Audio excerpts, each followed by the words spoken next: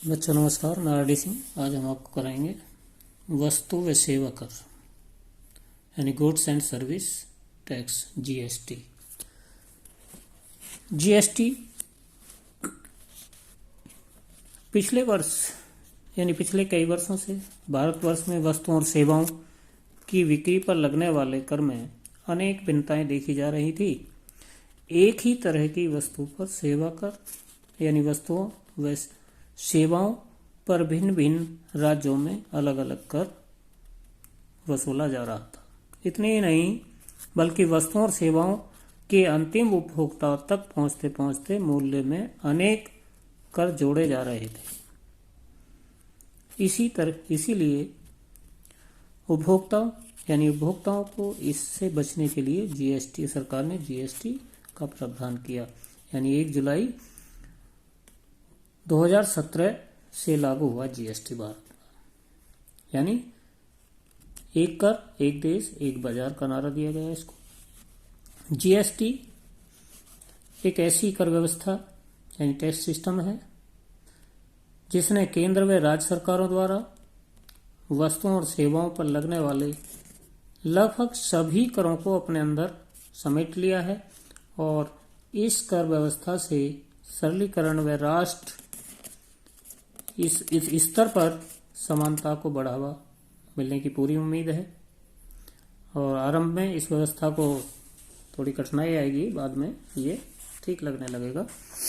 तो दोबारा से देख लीजिए हम वस्तु इसका क्या है। जीएसटी का अभिप्राय एक ऐसी अप्रत्यक्ष कर पद्धति से है जिसके अंतर्गत सरलता व राष्ट्र स्तर पर समानता के अतिरिक्त इस बात का भी ध्यान रखा गया है कि अंतिम उपभोक्ता को कर के ऊपर कर का भुगतान न करना पड़े। It refer to such a system of indirect tax under which beside easy and uniformity at the national level, it is taken into consideration that the final consumer should not be required to pay tax on the tax। अब आता है GST के अंतर्गत कौन कौन सी मुख्य मदें हैं यानी की term to be used under GST. GST में सबसे पहले आता है सप्लाई। यह एक विस्तृत शब्द होता है। इसके अंतर्गत बिक्री सेल के अतिरिक्त हस्तांतरण या ट्रांसफर आदि अनेक पदों को सम्मिलित किया जाता है। यह व्यवस्था लागू होने से पूर्व कर मुख्यतः 2 चरणों में लगाया जाता था, जैसे उत्पाद के समय यानी एक्साइज ड्यूटी और बिक्री के समय सेल टैक्स या वैट। अब वैट के अंतर्गत केवल सप्लाई ही कर लगता है, इसलिए सप्लाई को पॉइंट ऑफ टैक्स भी कहा जाता है। नेक्स्ट आता है इनवर्ड सप्लाई। इनवर्ड सप्लाई इसका मतलब उस माल यानी मेटेरियल अथवा सेवा यानी सर्विस से है जो एक सप्लायर कोई उत्पाद तैयार करने अथवा सेवा प्रदान करने के लिए प्राप्त करता है। नेक्स्ट आता है आउटवर्ड सप्लाई। आउटवर्ड इसका मतलब उस वस्तु अथवा सेवा से है जो एक सप्लायर क्रेता को सप्लाई करता है, यानी एक क्रेता को सप्लाई करता है। इनपुट टैक्स का मतलब उस टैक्स से है जो एक व्यक्ति अथवा व्यावसायिक इकाई द्वारा इनवर्ड सप्लाई के समय भुगतान किया जाता है। अब आता है आउटपुट टैक्स। आउटपुट टैक्स का मतलब उस टैक्स से है जो एक व्यक्ति अथवा व्यावसायिक इकाई द्वारा आउटवर्ड सप्लाई के समय भुगतान किया जाता है। नेक्स्ट आता है input tax credit. Input tax credit यानी आईटीसी, इसका मतलब उस राशि से है जिससे एक सप्लायर अपने आउटपुट टैक्स को कम करता है। निश्चित ही वह राशि होती है जो सप्लायर वस्तुओं और सेवाओं पर इनपुट टैक्स के रूप में पहले भुगतान कर चुका है। सप्लायर द्वारा भुगतान किए जाने वाले कुल कर यानी नेट टैक्स की गणना इस प्रकार की जाती है। Net tax payable equal to output tax minus input tax credit यानी आईटीसी। नेक्स्ट आता है intra tax state supply. Intra state supply जब वस्तुओं और सेवाओं की सप्लाई एक ही राज्य यानी स्टेट अथवा केंद्र शासित प्रदेश यूनियन टेरिटरी के अंदर ही हो तो उसे इंट्रा स्टेट सप्लाई कहते हैं। होता है इंटर स्टेट सप्लाई का मतलब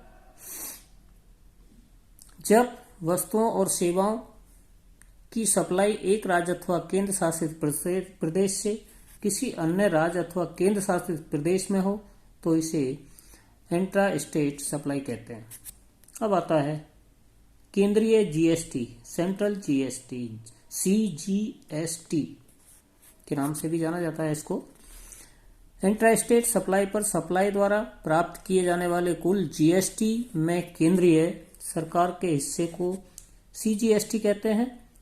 यह कुल जीएसटी की लगभग प्राप्ति की 50% होता है। अब आता है राज्य जीएसटी, स्टेट जीएसटी यानी एसजीएसटी।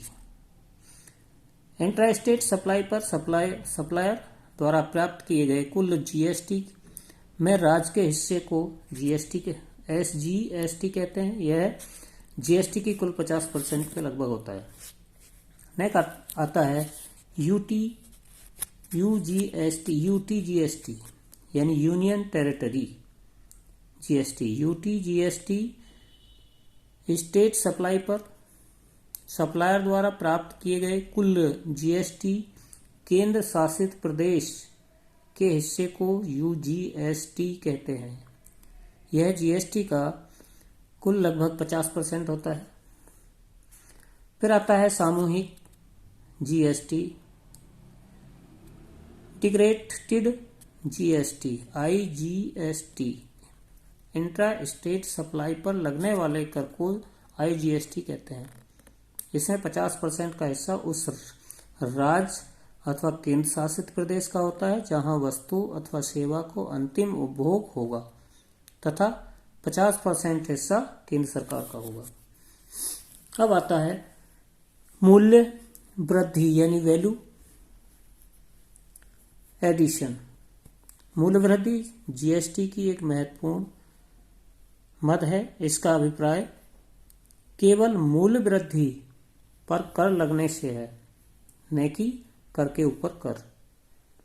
टैक्स ऑन टैक्स यानी कह सकते हैं आगामी क्रेता से कर माल के वास्तविक मूल्य व लाभ के जोड़ पर लिया जाएगा। कर की गणना करते समय वास्तविक मूल्य तथा लाभ के साथ इनपुट टैक्स को नहीं जोड़ा जाएगा। जैसे एक ए वस्तु 1000 रुपये की क्रय की जाती है, उस पर 18% की दर से 180 रुपये जीएसटी का भुगतान किया जाता है। वह अब उस वस्तु को 20% लाभ पर बी को सप्लाई कर देता है, तो बी द्वारा भुगतान किया गया जीएसटी इस ढंग से गणना होगी, यानी ए की लागत 1000 रुपये और ए द्वारा भुगतान किया गया 180 रुपये जीएसटी, ए द्वारा लिया गया लाभ 200 रुपये, ए द्वारा लिया गया सप्लाई मूल्य तो कितना 1200 रुपये और बी से लिया गया 216 रुपये जीएसटी। बी से प्राप्त कुल राशि 1416 रुपये। तो अंतिम भुगता को सप्लाई के समय जीएसटी 1200 रुपये पर लगाया गया है, न कि 1380 रुपये पर।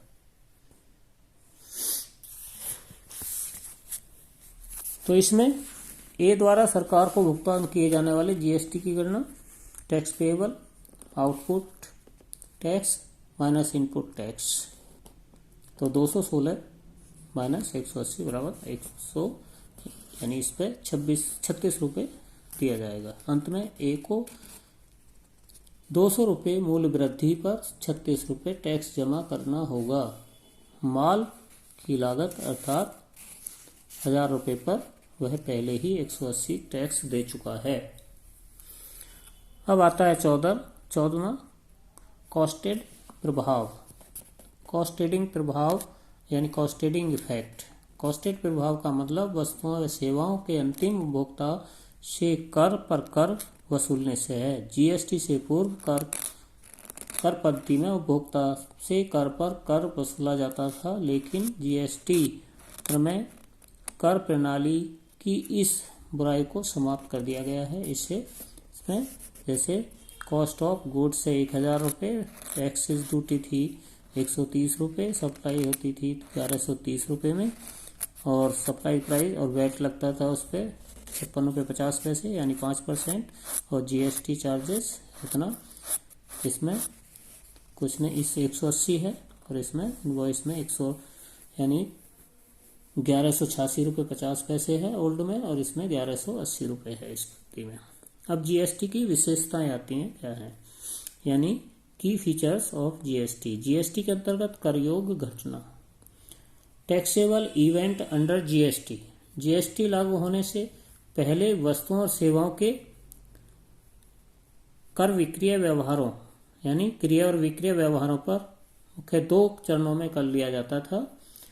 जैसे उत्पादन, सबसे पहले उत्पादन के समय जैसे उत्पादन कर कहते थे एक्साइज ड्यूटी, और दूसरा बिक्री कर सेल टैक्स कहा जाता था। लेकिन अब कर वस्तुओं और सेवाओं की सप्लाई अथवा बिक्री के समय ही लगता है।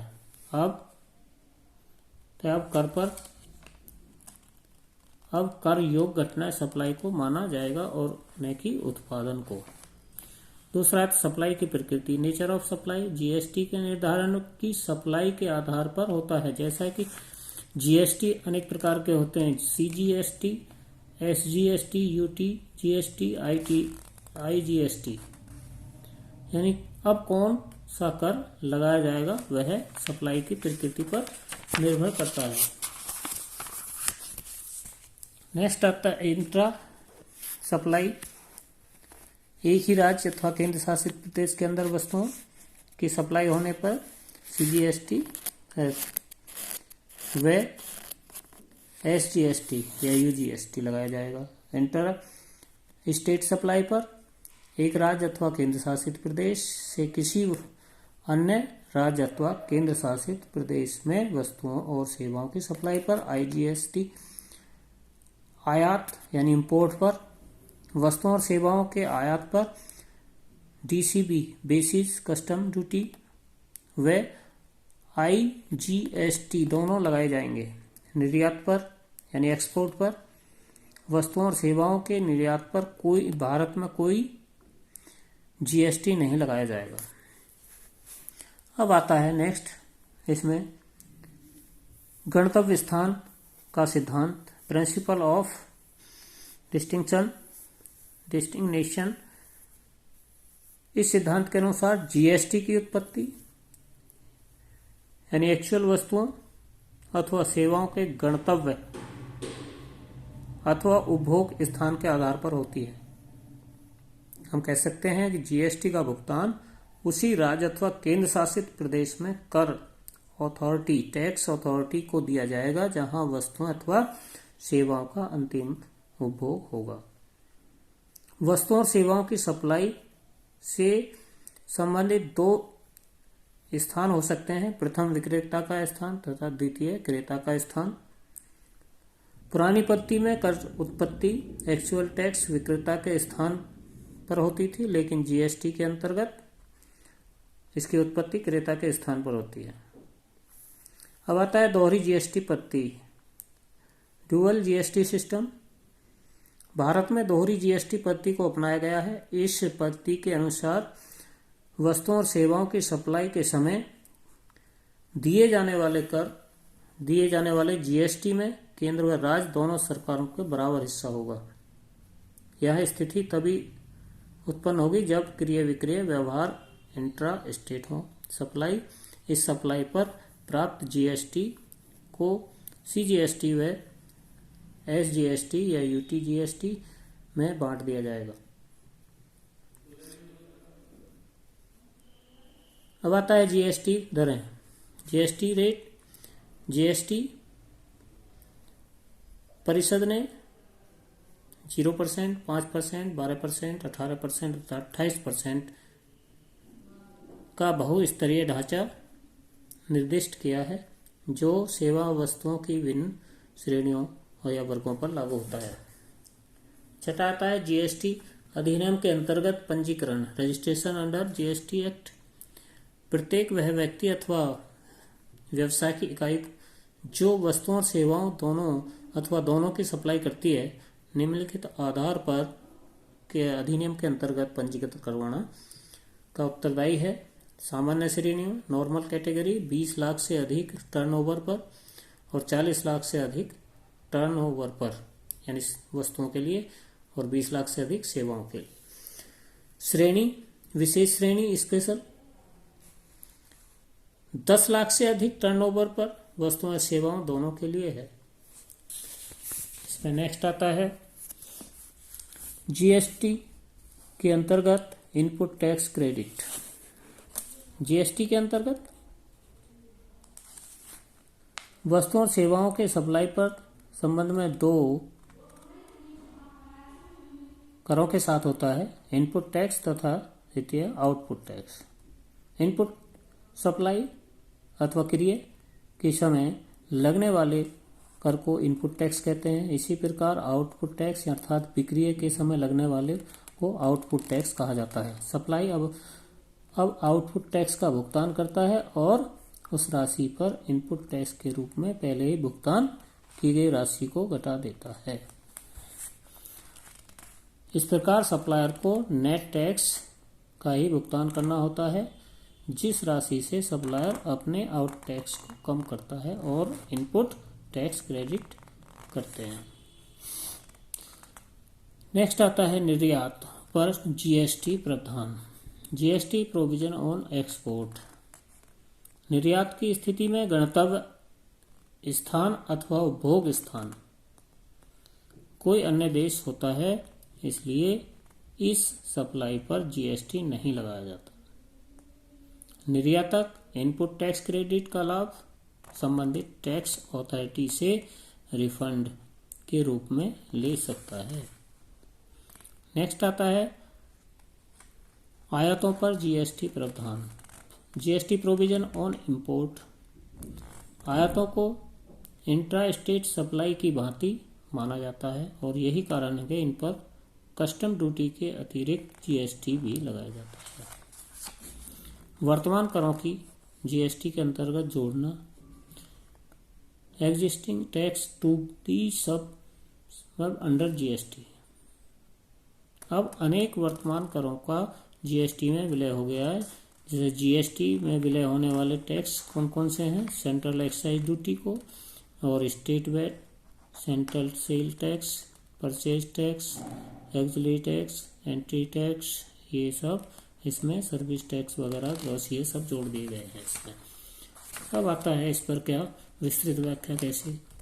जीएसटी ने वस्तुओं और सेवाओं के क्रय विक्रय पर लगने वाले अनेक करों व अनेक कर दरों टैक्स रेट को अपने अंदर समेट लिया है। यह अप्रत्यक्ष कर व्यवस्था के सरलीकरण व समरूपी की ओर सरकार का एक अहम कदम है। ऐसी अपेक्षा की जा रही है कि इससे उपभोक्ता वर्ग, व्यापारी वर्ग तथा सरकार को सभी को लाभ होगा। यह यहाँ मुख्य बात यह है कर ढांचे को समझने का बात है।